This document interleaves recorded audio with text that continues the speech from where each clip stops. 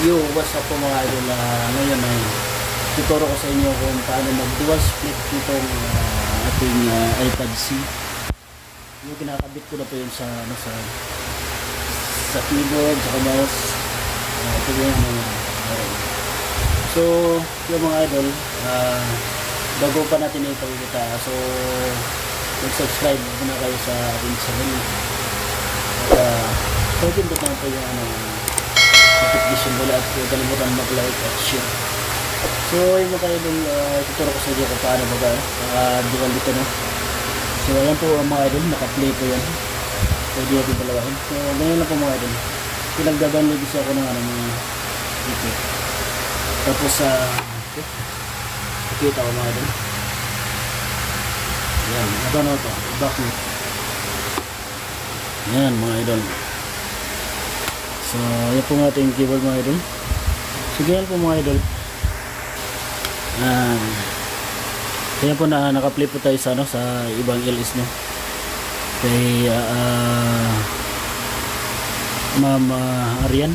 So ito po mga idol, so i-back natin na, so i-slide lang natin yung mga idol, ganyan. So i-click natin yan. So kung mag-FB tayo mga idol, yan, FB. So yan po mga idol, nakapasok na tayo sa FB. So balik din tayo dito sa mga idol, yan, dito po mag-split mga idol, balik natin yan. So yan, pagkatapos i-long press mo lang natin yan dito sa gear mga idol, long press lang natin, long press. So may lalabas yan, ito, split, i-click natin yan mga idol.